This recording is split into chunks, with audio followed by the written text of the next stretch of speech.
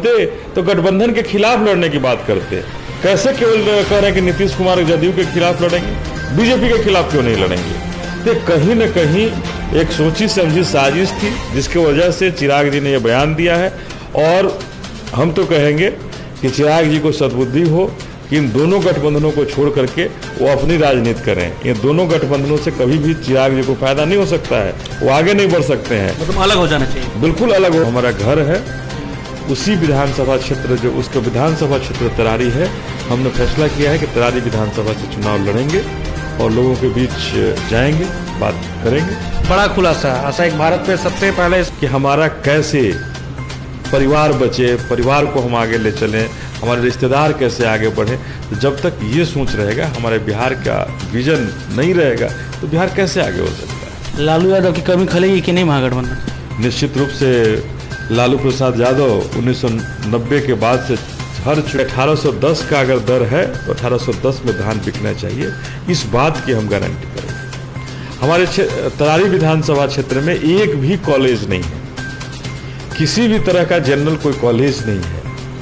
आखिर हमारे बच्चे कहाँ पढ़ेंगे, बच्चियाँ कहाँ पढ़ेंगी, उसकी व्यवस्था करने की जरूरत है। एक भी टेक्निकल इंस्टीट्यूट नहीं है, चाहे वो डिप्लोमा की बात कर लें, इंजीनियरिंग की बात कर लें, मेडिकल की तो खैर बात बहुत बड़ी बात है, यहाँ नर्सिंग कॉलेज की बात कर लें, बीएड कॉलेज की बात कर लें, कुछ भी नहीं है। मैं इन सारी व्यवस्थाओं को सरकार की तरफ से कराने के लिए पुरजोर हमारा ये है कि इस विधानसभा में सारी व्यवस्थाएं हो।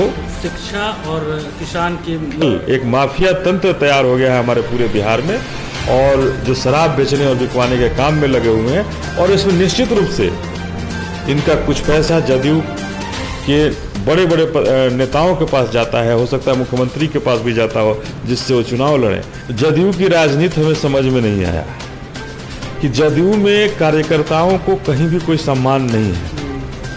कार्यकर्ता रोड पर चिल्लाते रहते हैं, लड़ते रहते हैं, मरते रहते हैं, लेकिन जो टिकट का जो समय आता है तो पुलिस पदाधिकारी हो, आईएएस हो, उनको ज़्यादा अहमियत दी जाती है। उन स्थिति में नीतीश कुमार को स्वतः राजनीति से संन्यास लेकर के दूसरे को मौका देना चाहिए था। युवाओं को तेजस्वी यादव जी कहाँ से नौकरी लाएंगे मैं नहीं जानता हूँ। 15 साल पूर्व में भी सत्ता में रहे हैं, कितने लोगों को नौकरी दी है भी बताना चाहिए था।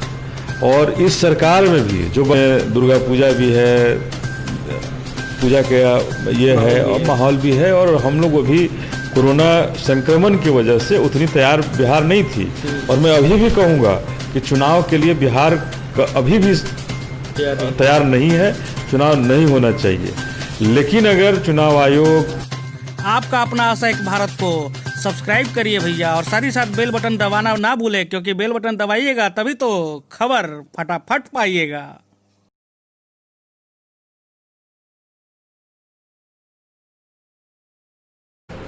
नमस्कार, स्वागत है आप सभी का आशा एक भारत में शाहबाद का डिजिटल नंबर 1 चैनल।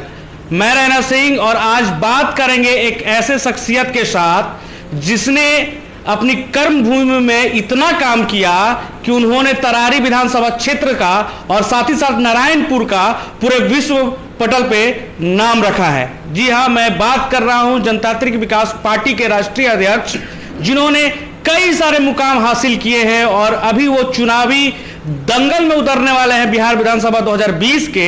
और 2020 के चुनाव में कई सारे सीटों पे चुनाव लड़ रहे हैं और दावा ठोक रहे हैं कि इस बार युवाओं की भागीदारी बिहार को परिवर्तन करेगी। बिहार में एक नया परिवर्तन आएगा। जिस तरीके से दिल्ली में परिवर्तन आया, जिस तरीके से हरियाणा में परिवर्तन आया है, उसी परिप्रेक्ष्य में बिहार में भी बदलाव की जरूरत है। बिहार को भी बदलना जरूरी है। इसको लेकर जनतांत्रिक विकास पार्टी के राष्ट्रीय अध्यक्ष लगे हुए हैं, और हमारे साथ खास पेशकश में नारायणपुर, उनकी जन्मभूमि नारायणपुर से हमारे साथ लाइव जुड़े हुए हैं आशा एक भारत के साथ। चलिए हम बात करते हैं जनतांत्रिक विकास पार्टी के राष्ट्रीय अध्यक्ष अनिल कुमार जी से। सर, सबसे पहले आपका हमारे चैनल में स्वागत है।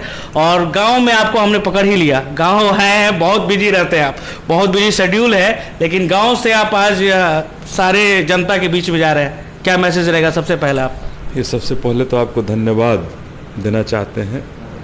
और जिस तरह से आप भोजपुर जिला को अपना कार्य क्षेत्र बना करके भोजपुर के हर छोटी बड़ी खबरों पर नज़र रखते हैं और पत्रकारिता के क्षेत्र में जो आपका लगन है, निश्चित रूप से आपके चैनल को और आपको काफ़ी आगे ले जाएगा। और बहुत बहुत धन्यवाद। जो आपने चुनाव की जो चर्चा की, तो हम लोग बिहार के लगभग हर एक सीटों पर चुनाव लड़ने की तैयारी कर रहे हैं। जनतांत्रिक विकास पार्टी 243 सीट पर चुनाव लड़ने की तैयारी कर रही है। थर्ड फ्रंट की ओर नहीं जाएगी जनतांत्रिक विकास पार्टी? देखिए, जो स्थिति बन रही है, जो बनी, उस स्थिति में हमें नहीं लगा कि किसी विचारधारा की लड़ाई होगी। यहाँ लड़ाई सिर्फ एक ही है कि हम कुर्सी कैसे हथिया लें। और मैं कुर्सी के लिए ललायित नहीं हूँ, मैं कुर्सी की तरफ नहीं भागता हूँ, मैं विचारधारा की तरफ भाग रहा हूँ। और विचारधारा जब तक हमारा ठीक नहीं होगा तब तक हमारे बिहार का विकास नहीं हो सकता है। और इसी वजह से मैं गठबंधन की तरफ नहीं जा कर के पूरे बिहार में हमारी युवाओं की जो भागीदारी हो इसको निश्चित करना चाहता हूँ कि युवाओं की भागीदारी जब तक राजनीति में निश्चित नहीं होगी तब तक। जब कभी जेपी का आंदोलन हुआ था तो किसके बल पर आंदोलन हुआ था? युवा के बल पर हुआ था, युवाओं का आंदोलन था। और जब तक बिहार में फिर से युवाओं का आंदोलन नहीं होगा तब तक बिहार और देश दोनों की मनोदशा नहीं सुधर सकती है। दूसरी तरफ आपने युवाओं की बात की है, तो युवा किस तरीके से, कितनी सीटों पे युवा लड़ रहे हैं, कितना परसेंटेज रहेगा युवाओं का, भागीदारी कितनी दे रही है जनतांत्रिक विकास पार्टी? देखिए, हमारा ये है कि हम करीब 60% अपने साथ युवाओं को लड़ाने का काम कर रहे हैं कि पूरे बिहार में लगभग 60% हमारे पार्टी से युवा लड़ेंगे। ये हमने स्पष्ट रूप से किया है कि जहाँ भी सीट हमारे युवा भाई आगे आए हैं, युवा स्कूल कॉलेजों के प्रांगण में जो युवा राजनीति किए हैं, छात्र राजनीति किए हैं, मैं सबसे पहले उन्हें आगे लाना चाहता हूँ कि वो आकर के बिहार की राजनीति को बदलने के लिए वो आगे आए। जी बिल्कुल, जैसा इन्होंने कहा कि यूनिवर्सिटी की राजनीति की है, छात्र की राजनीति की है। हमारे बगल में ही कुमुद पटेल जी बैठे हुए हैं जो कि आरा विधानसभा से चुनाव लड़ने जा रहे हैं। आरा विधानसभा से लड़ने जा रहे हैं ना, आपने तो बिल्कुल आरा विधानसभा से, चूँकि इन्होंने वीर कुंवर सिंह यूनिवर्सिटी की राजनीति की है और काफ़ी दिनों से वहाँ लोगों के बीच में, छात्रों के बीच में अपनी पैठ बना कर रखे हैं। और छात्र कैसे आगे बढ़े इसके लिए इन्होंने सोच हमेशा रखे है, किसी जाति का रहो, किसी धर्म का रहे, लेकिन हर के लिए इन्होंने लड़ाई लड़ी है। तो हमने इनको पहले भी कहा था और हमारे सिंबल पर, हमारे जनतांत्रिक विकास पार्टी के सिंबल पर निश्चित रूप से आरा विधानसभा से वो चुनाव लड़ेंगे। कितनी सीटों पे आपकी सहमति हो गई है कि यहाँ पे कैंडिडेट हम उतारने जा रहे हैं? 243 में से कितनी सीटों पे हो गई? देखिए, जिस तरह से अचानक लग रहा था कि चुनाव टलने जा रहा है, चुनाव नहीं होगा, और अचानक इतने कम समय में पूरा खींचतान हो गया सर। खींचतान, इसी में दुर्गा पूजा भी है, पूजा का ये है और माहौल भी है। और हम लोग अभी कोरोना संक्रमण की वजह से उतनी तैयार बिहार नहीं थी। और मैं अभी भी कहूँगा कि चुनाव के लिए बिहार अभी भी तैयार नहीं है, चुनाव नहीं होना चाहिए। लेकिन अगर चुनाव आयोग, भारत की सरकार, बिहार सरकार, अगर हम 13 करोड़ आवाम को अपनी कुर्सी के लिए अगर कोरोना के संक्रमण के दौर में ढकेल रही है मौत के मुंह में, तो हम ढकलाने के लिए तैयार हैं। हमने पहले भी कहा था कि अगर इस कोरोना संक्रमण से अगर किसी की मौत होती है तो निश्चित रूप से उसकी जवाबदेही सीधा बिहार की सरकार पर होनी चाहिए, चुनाव आयोग पर होनी चाहिए, और इन पर हत्या का मुकदमा भी दर्ज होना चाहिए। हमने पहले भी कहा है, आज भी कह रहे हैं कि उन पर हत्या का मुकदमा दर्ज होना चाहिए कि आखिर इस कोरोना के संक्रमण में जहां विश्व चुनाव टाल रहा है और आप बिहार जैसे पिछड़े राज्य में चुनाव कराने के लिए जिद कर रखे हैं, जहां करोड़ों रुपए का उस दिन चुनाव आयोग ने कहा कि हम सैनिटाइज खरीदेंगे, पीपीई किट खरीदेंगे, मास्क खरीदेंगे, ग्लव्स खरीदेंगे, जहां हजारों करोड़ रुपया इसमें फूका जा रहा है। तो ये हम गरीबों का रुपया फूका जा रहा है, हम लोग देख रहे हैं। और केवल यही कि राष्ट्रपति शासन नहीं लगे, नीतीश जी की शासन बरकरार रहे, इसके लिए व्यवस्था हो रही है। नीतीश जी की बात आपने कर दी। अभी जिस तरीके से एनडीए का चर्चा जो चल रहा है, एनडीए और महागठबंधन दोनों का समीकरण लगभग वही है। महागठबंधन से पहले मैं एनडीए की बात करता हूँ। नीतीश, बीजेपी और एलजेपी, चिराग पासवान 2 बजे हाई लेवल मीटिंग बुलाते हैं और कहा जाता है कि 143 सीटों पे लड़ेंगे। किस तरीके से आप देख रहे हैं, ये प्रेशर पॉलिटिक्स है या फिर सच में 143 सीटों पे लड़ेंगे, और कैसे लड़ेंगे, अगर लड़ेंगे भी तो किस तरीके से उनका आंकड़ा बैठ रहा है और किस तरीके से वो वहाँ पे उतारेंगे अपना कैंडिडेट? देखिए, ये जो आप देख रहे हैं वो लड़ाई नहीं है। यहाँ लड़ाई भारतीय जनता पार्टी और एलजेपी दोनों मिल करके लड़ रहे हैं कि कैसे नीतीश कुमार को सत्ता से बाहर किया जाए। आपका कहने का मतलब है बीजेपी पीछे से सपोर्ट कर रही है? निश्चित रूप से बीजेपी सपोर्ट कर रही है। अगर बीजेपी का सपोर्ट नहीं होता तो एलजेपी के लोगों की इतनी हैसियत नहीं थी कि वो खुलेआम इस तरह का बात करते और कहते तो गठबंधन के खिलाफ लड़ने की बात करते।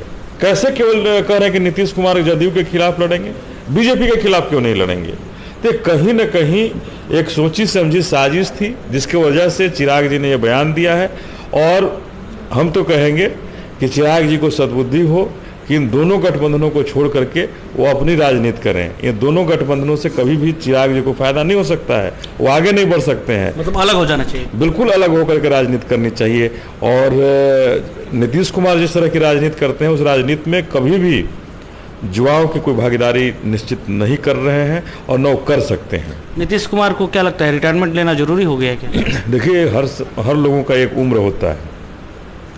अगर 60 साल के बाद चाहे वो शिक्षक की नौकरी करते रहो, IAS हो, IPS हो, चाहे हमारे चपरासी की नौकरी हो, सबको रिटायर होने की ज़रूरत होती है। तो जो 70 के दशक में पहुंच गया है तो निश्चित रूप से अगर रिटायरमेंट का फेज क्यों बनाया गया है, इसलिए बनाया गया है कि हमारा माइंड उतना काम नहीं कर पाता है उस समय, कुछ समय के बाद। तो निश्चित रूप से 70 साल की अवधि पार कर रहे हैं और ऐसी स्थिति में नीतीश कुमार को स्वतः राजनीति से संन्यास लेकर के दूसरे को मौका देना चाहिए था। एक सवाल ये भी है, जदयू में शामिल हुए हैं, पिछला इंटरव्यू हुआ था तो बात चल रहा था गुप्तेश्वर पांडे का, और अभी जदयू में वो शामिल हो गए हैं। ना कहते हुए पहुंच गए जदयू तक, और अभी भी ना कहते हुए पहुंच जाएंगे बक्सर तक। क्या लगता है? देखिए, जदयू की राजनीति हमें समझ में नहीं आया कि जदयू में कार्यकर्ताओं को कहीं भी कोई सम्मान नहीं है।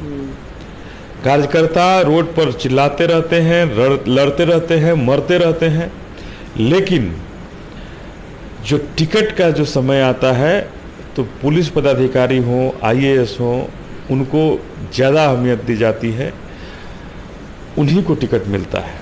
आज देखिए, एक तो गुप्तेश्वर पांडे जी मान लीजिए VRS लेकर के आए, सुनील कुमार जी थे, DG थे, वो भी रिटायर हुए, वो भी जदयू में शामिल हुए हैं, वो भी चुनाव लड़ने की तैयारी कर रहे हैं। तो ये जो चीफ सेक्रेटरी रिटायर होते हैं तो इनके पर्सनल एडवाइजर बन जाते हैं। तो ये एक परंपरा ऐसी इन्होंने बना रखी है जिस परंपरा में निश्चित रूप से बिहार को पीछे ढकेलने का एक बहुत बड़ा कारण ये इनका परंपरा बनते जा रहा है। महागठबंधन की बात करें, महागठबंधन में भी टूट नज़र आ रही है। पहले ही मांझी चले गए, अब उपेंद्र कुशवाहा की बारी आई, और RJD और कांग्रेस का भी सही नहीं लग रहा है, और सीट बंटवारा जो है इसी को लेकर टलते जा रहा है। क्या कहिएगा इस पर? देखिए, ये हमारा स्पष्ट मानना है कि ये जो दोनों तरफ जो गठबंधन है, ये गठबंधन नहीं है, ये ठगबंधन है। एक दूसरा को ठगने का बंधन है ये, कि हम किसको कितना ठग सकते हैं। तो ये चाहे वो नीतीश कुमार का NDA का गठबंधन है, वो भी ठगबंधन है, और चाहे वो तेजस्वी जी का गठबंधन है, ये दोनों ही ठगबंधन है। जनता कैसे समझेगी, कि जनता कैसे विश्वास करेगी, किस पे जाएगी? क्योंकि जनता दो ही पार्टी को अभी लाइमलाइट में ले रही है, और जनता को कैसे भरोसा हो कि आपकी भी पार्टी बहुत अच्छा कर सकती है? क्यों दो ही पार्टी बिहार के भविष्य को तय करेगी? देखिए, जनता को कुछ समय लगेगा। हमने कहा कि जब तक छात्र की राजनीति, जब JP की आंदोलन हुई थी तो छात्र राजनीति थी, और एक ज़रूरत है फिर एक वैसे आंदोलन की। जब तक एक वैसा आंदोलन नहीं होगा तब तक ये तानाशाह सरकार जो चल रही है, चाहे वो केंद्र में हो या बिहार में है, जब तक ये तानाशाह सरकार रहेगी हम लोगों को अमन चैन से नहीं सोने देगी। और युवाओं की राजनीति में हिस्सेदारी बिल्कुल ही नगण्य है, और नगण्य ही लोग रखेंगे। ये लोग इसी तरह से IAS IPS जो रिटायर होंगे उनको मौका देते रहेंगे, और हम लोगों को जो हमारे युवा भाई हैं उनको रूट पे ही रखेंगे। तेजस्वी यादव ने कहा है कि हमारी सरकार बनते ही नौकरियां मिलेंगी, छप्पर फाड़ के नौकरियां मिलेंगी युवाओं को। तेजस्वी यादव जी कहाँ से नौकरी लाएंगे मैं नहीं जानता हूँ। 15 साल पूर्व में भी सत्ता में रहे हैं, कितने लोगों को नौकरी दिए हैं भी बताना चाहिए था। और इस सरकार में भी जो वर्तमान सरकार है, इसके शुरुआत में लगभग 1.5 साल ये उप मुख्यमंत्री रहे हैं इस सरकार में। किस मुंह से वो कह रहे हैं, कहाँ से नौकरी लाने की बात कर रहे हैं, कहाँ से छप्पर फाड़ेंगे, ये हम इस पर हम नहीं टिप्पणी करना चाहेंगे, लेकिन हमें नहीं लगता है कि वो इसके लिए तैयार है। देखिए, एक सवाल ये भी बनता है, भोजपुर की माटी से हैं आप, और अभी हाल फिलहाल कल की बात है कि आरा में ही एक जदयू के राष्ट्रीय सचिव को गोली मार दी गई।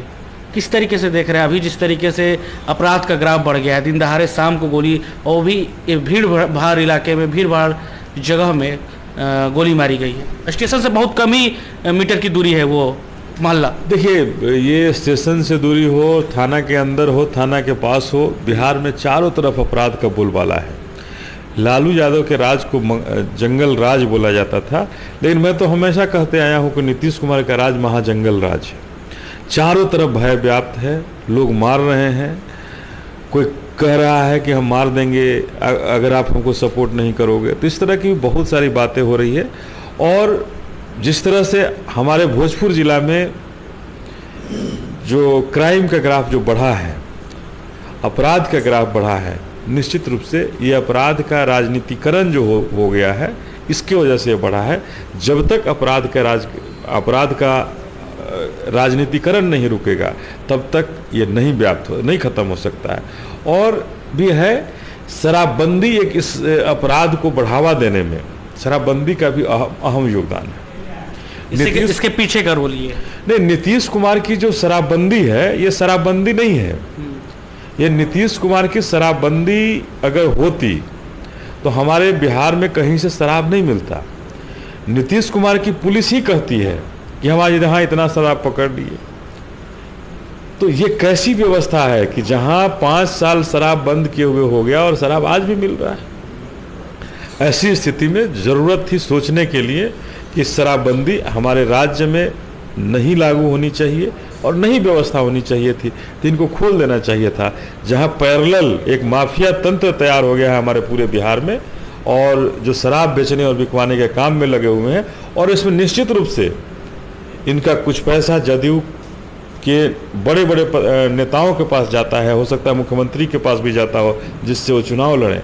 इसमें कहीं भी हमारे कहने में कोताही नहीं है कि आखिर जब सरेआम हमारा कानून तार तार हो रहा है, तो हमारे मुख्यमंत्री को दिख नहीं रहा है क्या? उन्हें भी दिख रहा होगा। सर, सवाल एक ये है कि आप नारायणपुर में हैं, नारायणपुर आपका घर है, तरारी विधानसभा क्षेत्र पड़ता है, चुनाव कहाँ से लड़िएगा?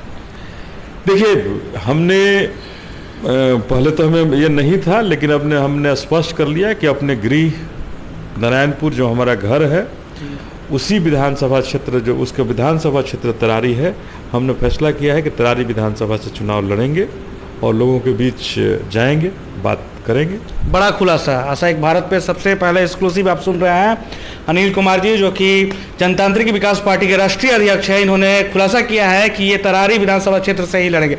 क्या समस्याएं हैं तरारी विधानसभा क्षेत्र में? अभी माले के विधायक हैं सुदामा प्रसाद, किस तरीके से देख रहे हैं, क्या क्या बदलना होगा?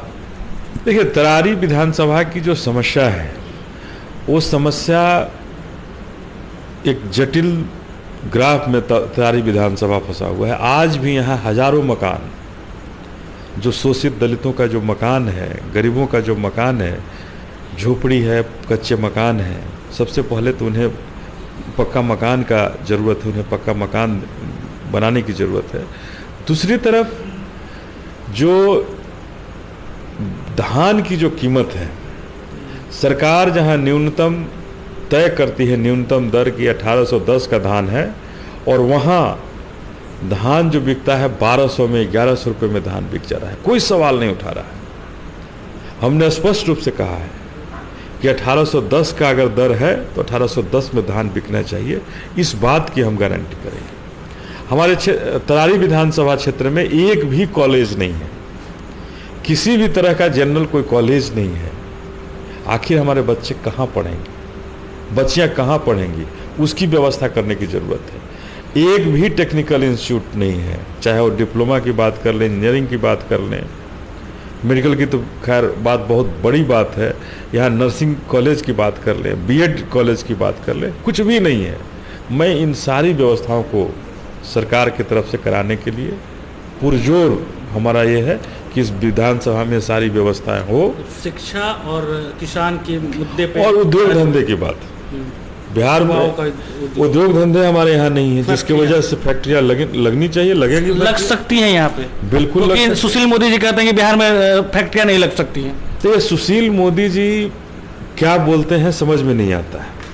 15 साल जो व्यक्ति उप मुख्यमंत्री रहा और इस तरह से बचकानी बयान देते हैं, तो हम तो कहेंगे कि उन्हें राजनीतिक अनुभव नहीं है। मतलब उन्होंने कहा है कि बड़े उद्योग नहीं लग सकते, बड़े जब तक छोटे उद्योग नहीं लगेंगे, हमारा स्पष्ट रूप से कहना है कि जब तक छोटे उद्योग नहीं लगेंगे, घरेलू उद्योग नहीं लगेंगे, लघु उद्योग नहीं लगेंगे, बड़े उद्योग लग ही नहीं सकते हैं। तो सुशील मोदी जी को और नीतीश कुमार जी को पहले पाठशाला में किसी पढ़ लेना चाहिए था कि पहले क्या होना चाहिए, पहले लघु उद्योग होगा या बृहद उद्योग होगा। जब तक लघु उद्योग नहीं लगेगा तब तक बृहद उद्योग नहीं लग सकता है। और यही कारण है कि हमारे बिहार के किसी भी जिला में उद्योग का स्थापना नहीं हो सका।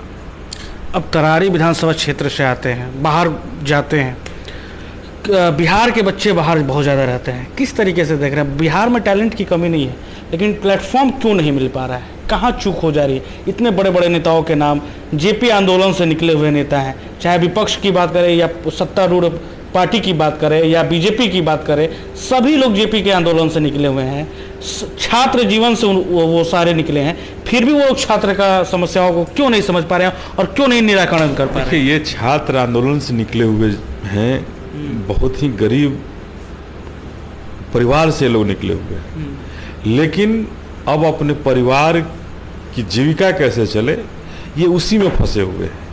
अगर उससे बाहर होते तो निश्चित रूप से बिहार को बनाने का, बिहार को संवारने का सपना देखते, लेकिन इनका विजन नहीं है, इनका वो सोच नहीं है। ये केवल और केवल यही सोच रहे हैं कि हमारा कैसे परिवार बचे, परिवार को हम आगे ले चलें, हमारे रिश्तेदार कैसे आगे बढ़े। तो जब तक ये सोच रहेगा, हमारे बिहार का विजन नहीं रहेगा, तो बिहार कैसे आगे हो सकता है? लालू यादव की कमी खलेगी कि नहीं महागठबंधन? निश्चित रूप से लालू प्रसाद यादव 1990 के बाद से हर चुनाव के लिए, हर चुनाव में वो अपनी ताकत पर बहुत बड़ा एक वोट बैंक अपने साथ रखे हैं, और हमें लगता है कि निश्चित रूप से इस चुनाव में उनकी कमी खलेगी और हो सकता है कि उनकी पार्टी को इसका बहुत बड़ा नुकसान भी झेलना पड़े। तेज प्रताप महुआ छोड़ के हसनपुर चले गए। ये तो देखिए उनकी पार्टी है, कहाँ से लड़ाएंगे, उनका अंदरूनी मामला है, इस पर मैं टीका टिप्पणी नहीं करना चाहूँगा। लेकिन नेताओं का पाला बदलना, नेताओं का कार्य नहीं करने के चलते क्षेत्र बदलना, ये जनता को इसको जवाब देना चाहिए। इस सूत्रों के हिसाब से पता चला है कि लोजपा 30 से 40% सवर्णों को टिकट देगी और जदयू के खिलाफ चुनाव लड़ेगी, जदयू और हम पार्टी के खिलाफ। देखिए कितना सही? ये ऐसा नहीं होगा, एक प्रेशर पॉलिटिक्स है, और चिराग जी कल तक हमें पूरा उम्मीद है कि कल अमित शाह जी से मुलाकात है उन लोगों की, और उस मुलाकात के बाद सब कुछ सामान होगा और पुनः ये गठबंधन आगे बढ़ जाए। क्या संदेश दीजिएगा? तरारी विधानसभा क्षेत्र से लड़ रहे हैं, क्या कहना चाहिएगा अपनी जनता को, अपने गांव की धरती को? देखिए, हम तरारी विधानसभा के तमाम और भोजपुर जिला के तमाम हम अपने भाइयों से, अभिभावकों से, बहनों से, माताओं से निवेदन करना चाहेंगे कि बहुत दिन हो गया जाति की राजनीति को देखते हुए और जेपी आंदोलन के लोगों की राजनीति देखते हुए एक बार युवाओं को मौका दीजिए और युवाओं की राजनीति को देखिए। कैसे सुंदर बाबू वीर कुंवर सिंह की धरती थी हमारी भोजपुर, कैसे फिर से हम अपनी लहलहाते हुए फसलों को देखना चाहते हैं, जहाँ उद्योग धंधे की स्थापना हो, बच्चों को रोजगार मिले, बच्चों को पढ़ने का अच्छा कॉलेज मिले, इंजीनियरिंग कॉलेज मिले। ये सब सपना संजोए हैं और इसी सपना के साथ हम आगे बढ़ना चाहते हैं, और ये चाहते हैं कि यहाँ से कच्चे मकानों को हटाकर पक्के मकान बनाए जाए। आज भ्रष्टाचार का आलम यह है कि कोई भी परिवार बीपीएल में नाम लिखाना चाहता है तो वहाँ भी पैसा देने की जरूरत पड़ेगी। आय प्रमाण पत्र जहाँ बनाने की ज़रूरत पड़ती है वहाँ भी पैसा देने की ज़रूरत है। तो हम इन सब चीज़ों से अपने लोगों का छुटकारा दिलाना चाहते हैं और यही संदेश देंगे कि हमारी जनतांत्रिक विकास पार्टी का ईंट पहचान है, जो हर विकास का बुनियाद को कहती है, हर विकास की बुनियाद को लिखती है। तो इसी बुनियाद को लिखने के लिए, विकास की बुनियाद की शुरुआत करने के लिए इस बार आप अपने ईंट छाप पर बटन दबाकर जनतांत्रिक विकास पार्टी का जो भी उम्मीदवार है उसको विजयी बना लें। बहुत बहुत धन्यवाद, आपको ढेर सारी शुभकामनाएं आशा एक भारत की टीम की ओर से, आपकी पार्टी को बहुत बहुत धन्यवाद। धन्यवाद आप। तो देखिए, जिस तरीके से जनतांत्रिक विकास पार्टी के राष्ट्रीय अध्यक्ष अनिल कुमार जी, जो कि अपने ही गांव तरारी विधानसभा क्षेत्र से चुनाव लड़ेंगे, ये बड़ा खुलासा किया है इन्होंने। और सबसे पहले आप आशा एक भारत पे देख रहे हैं, शाहबाद का डिजिटल नंबर 1 चैनल पे आपने ये देखा है। साथ ही साथ इन्होंने जिस तरीके से तेज प्रताप और तेजस्वी यादव के लिए कहा है, और साथ ही साथ लालू यादव की कमी खलेगी, उनका बहुत बड़ा वोट बैंक है महागठबंधन की ओर, और वो वोट बैंक कहीं ना कहीं फिसलेगा जरूर लालू यादव के ना रहते हुए। दूसरी तरफ बात करें एनडीए को लेकर, तो एनडीए में टूट जिस तरीके से हो रही है, तो ये सब प्रेशर पॉलिटिक्स है जो कि अभी चिराग पासवान कर रहे हैं। कल तक उम्मीद है कि सब कुछ ठीक हो जाएगा, और इनका अनुमान है कि इस बार जो एनडीए है वो इंटैक्ट रहेगी और एक साथ लड़ेगी, खासकर प्रेशर पॉलिटिक्स जो है वो टिकट को लेने के लिए। आशा एक भारत के लिए मैं राणा सिंह, सहयोगी टूना पासवान के साथ। खबर यहीं तक। कितना दमदार लगा इनका वादा, किस तरीके से इन्होंने बात किया है युवाओं को लेकर, खासकर किसानों को लेके, और यहां पे इंडस्ट्री लगे बिहार में, उसकी बातों को लेकर इन्होंने बिहार में पॉलिटिक्स शुरुआत की है। तो बिहार की ये पॉलिटिक्स किस तरीके से रंग लाएगी, युवा कितने सहमत हैं, यहां के आम लोग कितने सहमत हैं, वो आप जरूर बताइएगा। हमें आपका कमेंट बॉक्स का इंतजार रहेगा। खबर यहीं तक। शुक्रिया आप सभी का प्यार समर्थन बनाए रखने के लिए। आपका अपना आशा एक भारत को सब्सक्राइब करिए भैया, और साथ ही साथ बेल बटन दबाना ना भूलें, क्योंकि बेल बटन दबाइएगा तभी तो खबर फटाफट पाइएगा।